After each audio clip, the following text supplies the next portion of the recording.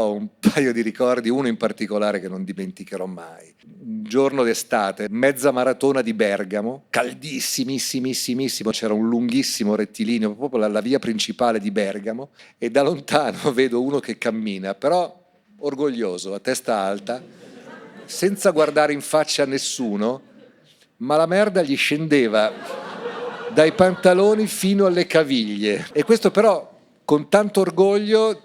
Poveretto, cosa poteva fare? No? Non aveva niente per coprirsi perché era caldo, aveva solo la canottiera, no? E la merda che gli arrivava fino in fondo, una puzza, la gente che si allargava quando gli passava di fianco.